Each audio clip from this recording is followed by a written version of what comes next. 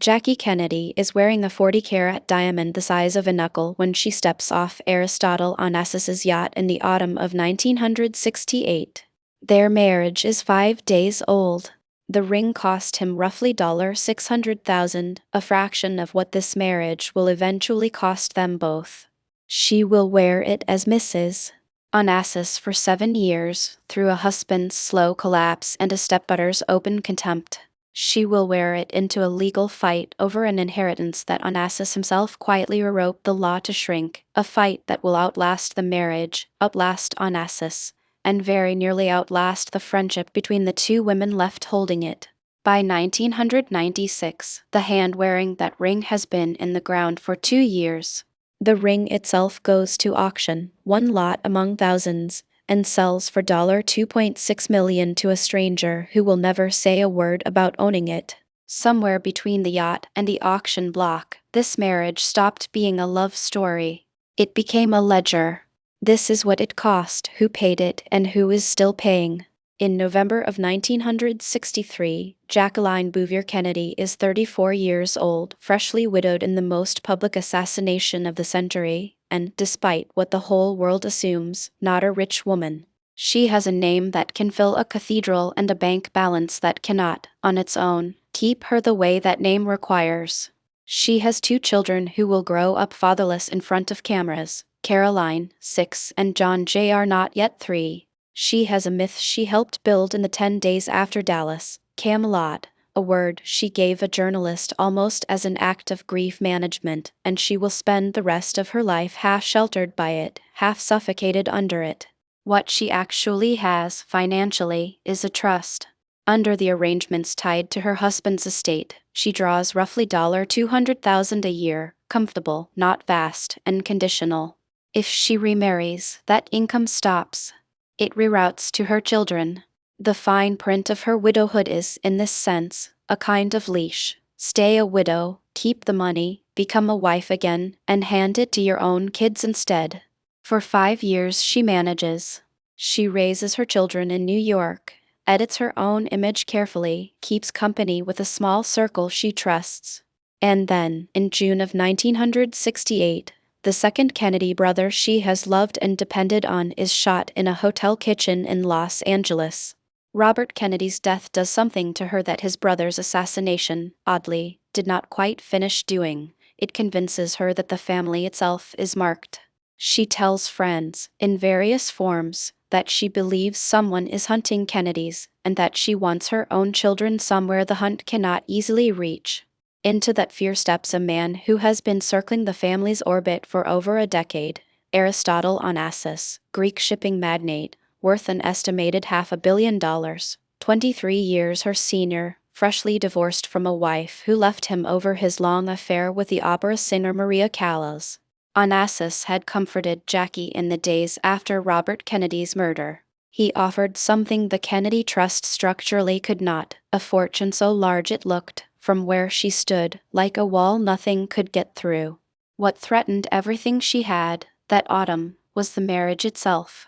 Say yes to Onassis, and the guaranteed American trust income disappears the moment the ceremony ends, split immediately between Caroline and John Jr. no longer hers to draw on. She would be trading a known, modest, protected income for an unknown, foreign, and legally untested fortune, controlled by a man whose own grown children had made their feelings about her unmistakably clear before she'd even said yes. She married him anyway, on October 20, 1968, on Scorpios, his private island in the Ionian Sea. American opinion turned on her almost instantly. The widow who was supposed to grieve in perpetuity had instead married a foreigner, wealthy in a way that looked less like security and more like escape. Rose Kennedy never fully forgave the choice. The Vatican-adjacent propriety the Kennedys had spent a decade curating cracked, publicly, for the first time. The marriage itself would unfold across 6 residences, most of them his, her own Fifth Avenue apartment and her horse farm in Peapack, Gladstone, New Jersey, predated the union, but the rest belonged to Onassis alone, his apartment on Avenue Foch in Paris, his house in Athens, Scorpios itself, and his yacht, the Christina O., named for the daughter who would come to resent this marriage most of all. On paper, It was one of the largest combined households in the world.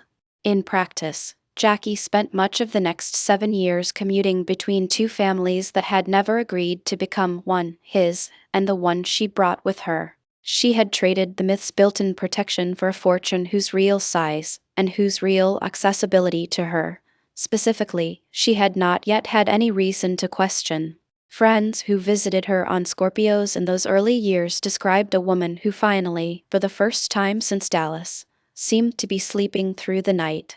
Whatever the marriage would cost her later, it bought her something immediate and real. 5 years in which nobody's safety felt like a live question.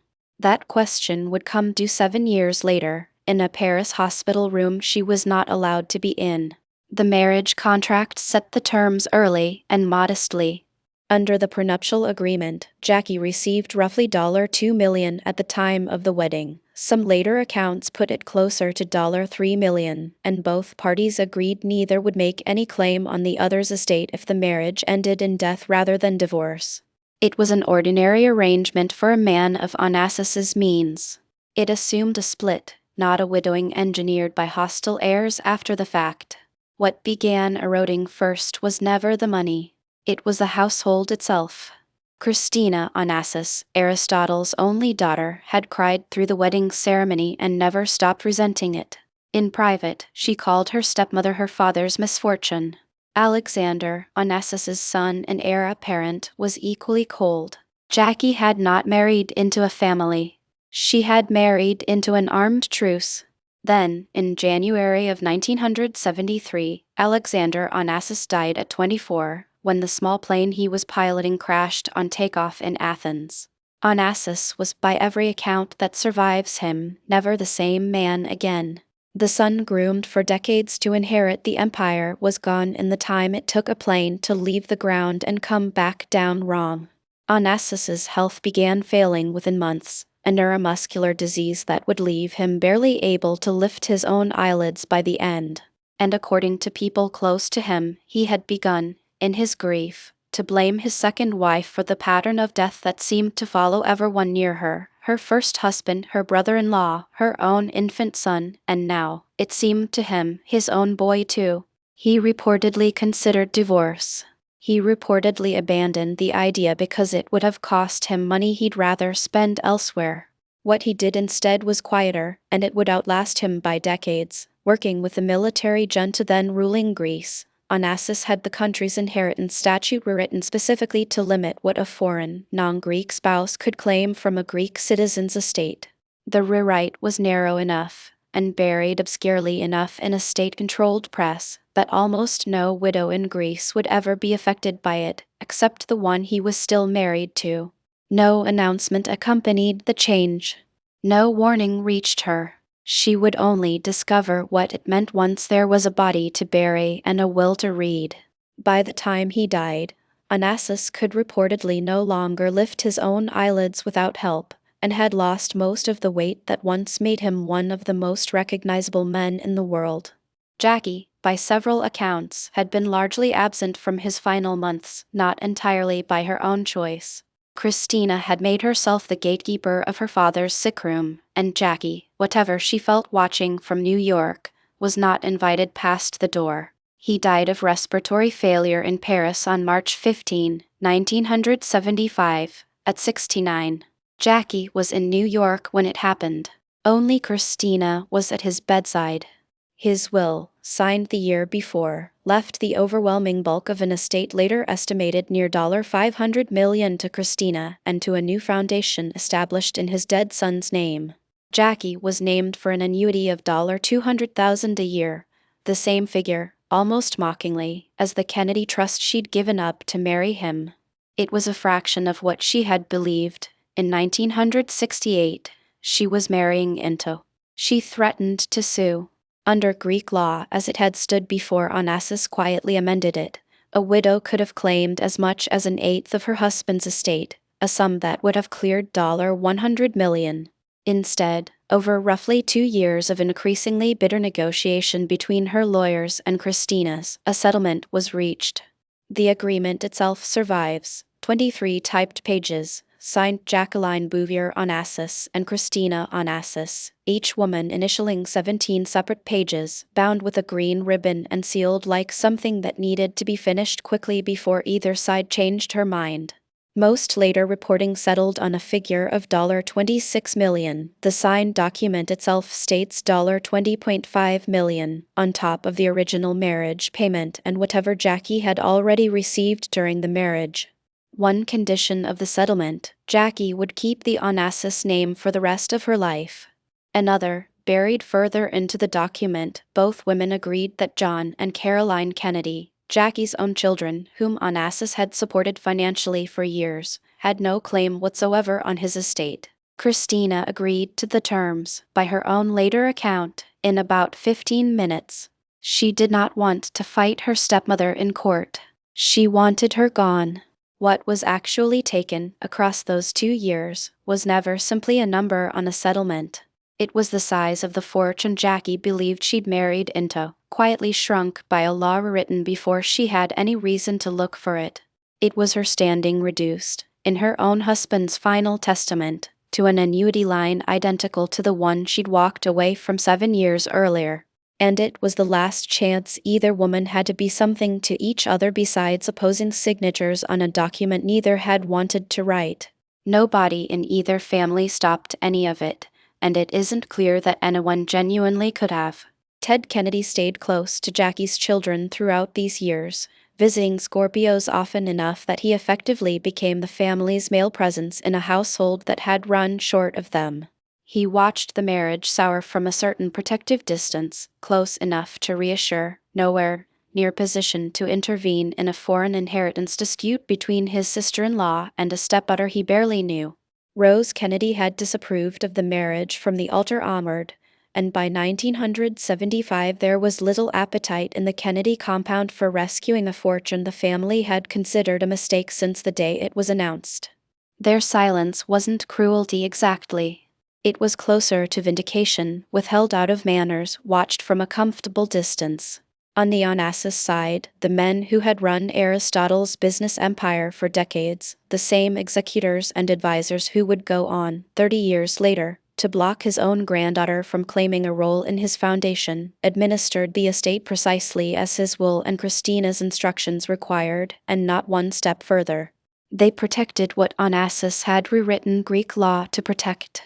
They had no obligation whatsoever to defend the American widow against the daughter who was, functionally, their employer. One person was clearly acting in Jackie's interest throughout, her own attorney, Alexander Forder, a longtime friend who negotiated the settlement on her behalf and who she would later name an executor of her own estate nearly 2 decades on. He was, in a real sense, the only person in either family whose job was specifically to protect her. Not the myth, not the marriage, just her. Everyone else in both families was watching a fight they had private opinions about and no real standing to end. If you're the kind of person who follows these long, slow reckonings, who wants to understand not just what happened to a life, but what it set in motion once that life ended, this is exactly the kind of story this channel exists to tell. Subscribe if you want more of them. What's harder to see in any legal record is what the fight cost the people standing closest to it, watching and unable to act. Christina Onassis, by every account from people who knew her, never recovered the sense of a father who had belonged fully to her rather than to a stepmother she never wanted. She spent the following 13 years cycling through 4 marriages, crash diets, sleeping pill dependence, and a shipping empire she'd been groomed since childhood to run and never seemed to actually want. She would die at 37 having, in the eyes of the people who watched her most closely, never once put the weight of that resentment down. Nobody made her carry it. It simply wasn't taken from her the way the settlement had taken things from Jackie. It was left exactly where it had always been, inside a 19-year-old girl who had been forced to watch her father install a replacement mother she had every reason to distrust, and no power whatsoever to refuse. Those 4 marriages tell their own quiet story of someone trying to outrun an inheritance rather than enjoy it. She married a Los Angeles real estate broker at 20, divorced him within months once her father objected. She married a Greek shipping rival in a match her father approved of, then divorced him too. She married a Soviet shipping agent, reportedly to spite the same father, and divorced him within 2 years once the political usefulness of the marriage expired. Her fourth husband, a French pharmaceutical heir named Thierry Roussel, gave her the one thing that would eventually outlast every fortune she touched, a daughter. None of the men who watched her cycle through those marriages, not the family lawyers, not the board of advisors, not even Ted Kennedy on his occasional visits to Scorpios, were positioned to ask the harder question underneath all of it: what a person does with grief when the only tool anyone ever hands her to process it is money.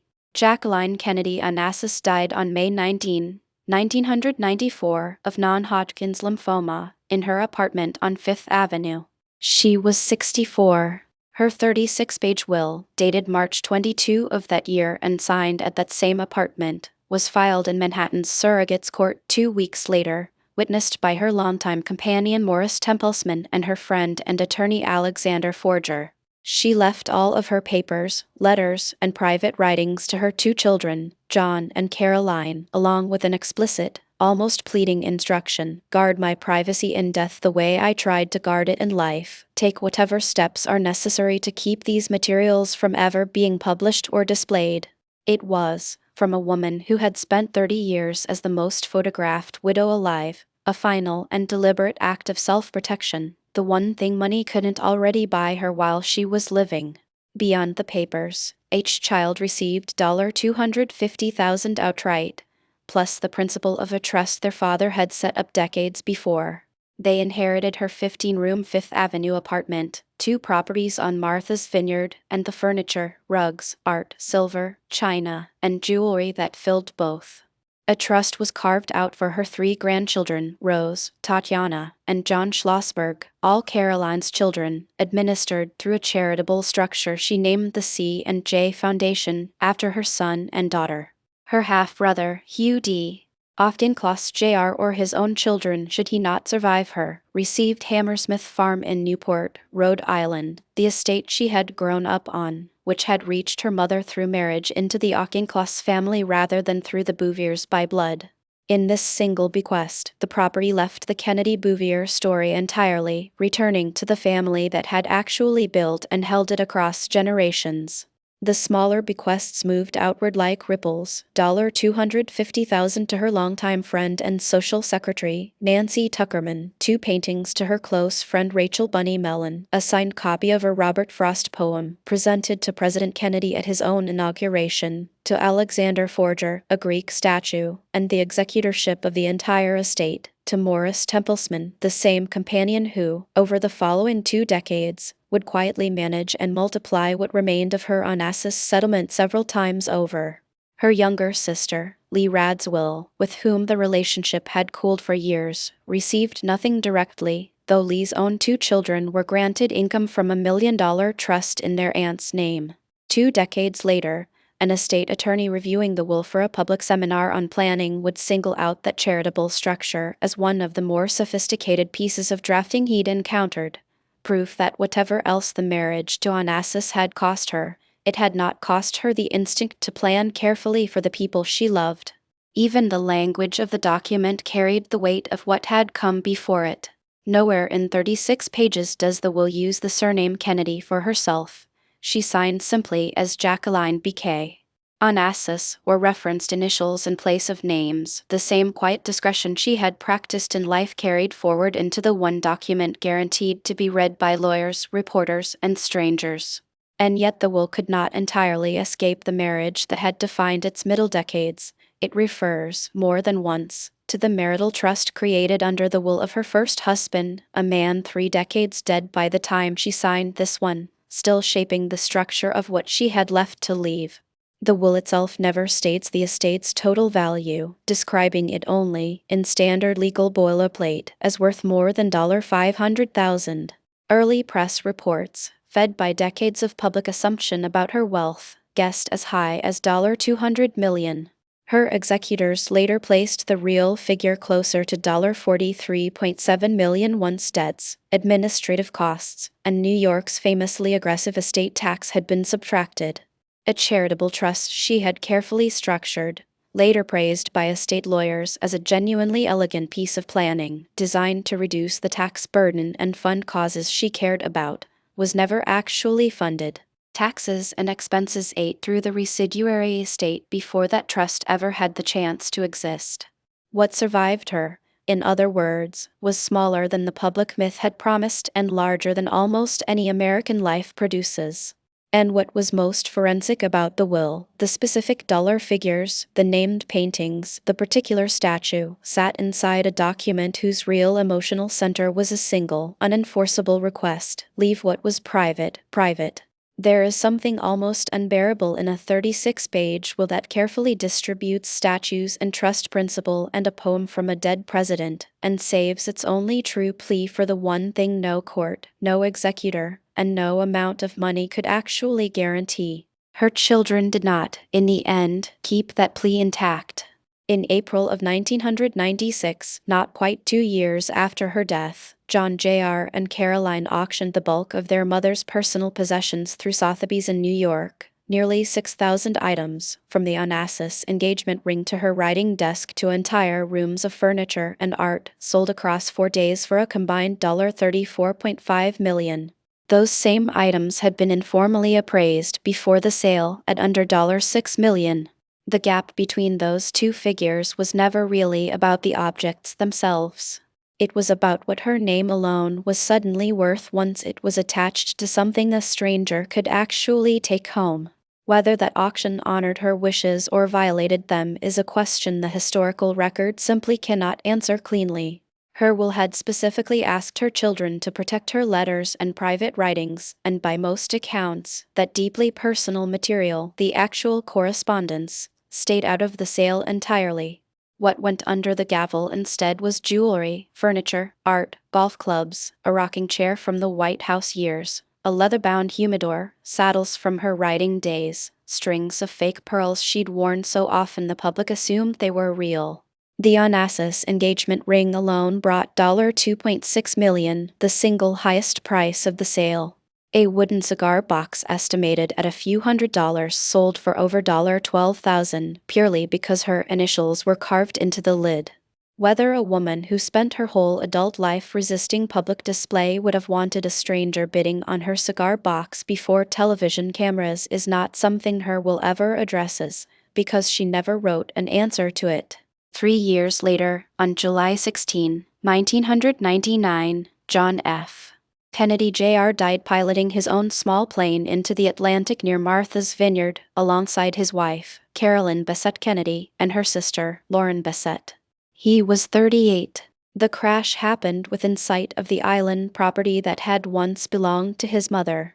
He left no children. What he had inherited from Jackie passed, by most accounts, first toward the settlement of his wife's own estate and, ultimately, through the tangle of trusts and beneficiary designations that follow any sudden double death, back into arrangements controlled by the wider Kennedy family structure.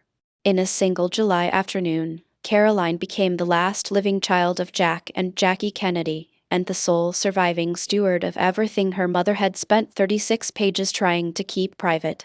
She has carried that inheritance since largely by controlling it. For 3 decades, Caroline has managed her mother's papers, her image rights, and her public narrative, releasing material selectively and on her own schedule rather than anyone else's. In 2011, she authorized the public release of recorded oral history interviews Jackie had given in 1964, 7 years after her mother's private conversations had sat sealed and untouched. Caroline went on to serve as United States ambassador to Japan and, later, to Australia, carrying the Kennedy name into a form of public service that had nothing to do with settlements or auction houses. Her own son, Jack Schlossberg, has in recent years become a public figure in his own right, invoking his grandmother's legacy in his own commentary, his own appearances, his own voice. He is the 4th generation now old enough to decide what to do with a name he never chose but was born already carrying. On the other side of the ledger, the Onassis side, the fortune that had cost Jackie so much just to extract a fraction of the line moved somewhere else entirely. Christina Onassis died on November 19, 1988, at 37, found in the bathtub of a rented house outside Buenos Aires of a heart attack brought on by pulmonary edema. She left her entire inherited fortune, an estate estimated near $250 million, built from real estate, shipping interests, and deposits scattered across 3 continents, to her only child, a 3-year-old girl named Athena, after the grandmother Christina herself had lost decades before. Athena was raised almost entirely outside Greece, by her father and, later, his second wife, shielded from public view to a degree almost unheard of for someone who would eventually control a multi-billion-dollar fortune. She took legal control of her mother's estate on her 18th birthday, in 2003, gaining, according to reports at the time, control of 217 bank accounts, holdings in more than 100 companies, several islands in the Aegean, and a stake in Manhattan's Olympic Tower. When she turned 21 and her lawyers attempted to have her installed as president of the Onassis Foundation, the charitable body carved directly out of her own grandfather's estate, the foundation's board publicly refused her, stating she had no meaningful connection to Greek culture, language, or the shared history the foundation existed to honor. Her own stepmother would later say, on American television, that Athena had once told her she wished she could burn all the Onassis money. She did not burn it. She built a life instead as a competitive show jumper, largely outside the headlines, competing under her mother's maiden name rather than any name tied to her father. For years, the very board that managed her fortune required approval for her own household expenses, even after she'd technically come of age, a level of control so total that a Liechtenstein court eventually had to intervene, transferring oversight of her inheritance to an independent Swiss trustee when she was 13. She grew up, in other words, rich beyond calculation and controlled almost completely, answerable to men who had known her grandfather and had never once met her as anything but a signature waiting to happen. In 2013, once she was finally free to decide, she sold Scorpios, the island where her grandfather married Jackie Kennedy in 1968, where her mother and uncle are both buried beside him, to a Russian family, for a price never publicly confirmed. The place where this entire story began no longer belongs to anyone who carries the name that made it famous. 2 fortunes moved outward from one marriage on Scorpios in 1968, and they came to rest in almost opposite postures. The Kennedy line kept its inheritance close, and its wound closer. Jackie's letters and private writings, the very ones she specifically asked her children to protect, remain, as far as any public record shows, unpublished to this day. Caroline Kennedy, now in her late 60s, is the last living child of that marriage to the president, still managing what her mother left her almost exactly the way her mother asked, quietly, selectively, without full disclosure. What did become public, the 1996 auction, the oral histories released on Caroline's own timeline decades later, became public because a Kennedy chose the moment. Not because a court, a stranger, or a leaked document forced the issue. The Fifth Avenue apartment sold in 2003 for $30 million. The name endures now in a grandson who has started speaking for himself. The Onassis line did the opposite. It went to a woman who has spent much of her adult life trying to put real distance between herself and the fortune's origin, competing under her mother's name, selling the island where the whole story began, once telling a family member she wished she could destroy the very thing she'd been handed at birth. Athena Onassis is, today, the last surviving descendant of Aristotle Onassis. She did not choose the marriage that produced her step-grandmother's $26 million settlement. She did not choose the will that cut that step-grandmother down to $200,000 in UAE, or the foundation board that later told her she wasn't Greek enough to lead the institution built from her own grandfather's fortune. She inherited an empire, and alongside it, a family argument that had started before she was born and outlasted everyone who was actually in the room for it. What's still unresolved, decades later, isn't a dollar figure. The money, on both sides, was settled long ago. What remains genuinely open is smaller, and far harder to litigate, whether a will that asks for privacy can ever really secure it once the person who wrote it is gone. and whether a fortune can carry the resentment of how it was acquired forward into people who never asked for either the money or the argument that produced it. Neither woman lived to see how their fight actually ended. Jackie died believing her private papers were safe and her public jewelry was not yet for sale. Christina died believing her daughter would grow up shielded from the very fortune that had cost her own childhood so much. Both were half right. The papers stayed sealed. The jewelry did not stay in the family. The daughter grew up shielded and then grew into a woman who wanted, by her own reported words, to burn the whole thing down, and instead simply walked away from the island where it started and let it belong to someone else. The ring sold in 1996 is, as far as any public record shows, still in private hands somewhere. Whoever bought it has never spoken publicly about owning it.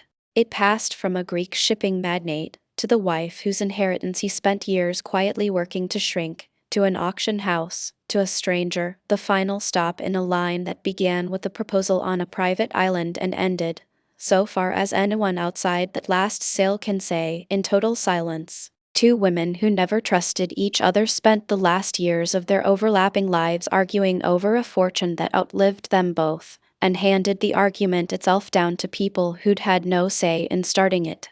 That, in the end, may be the most honest definition of what an inheritance actually is: not the money, not the ring, not the island.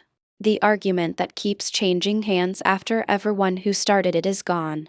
That is where it rests. Not resolved. Just held by whoever happens to be holding it now.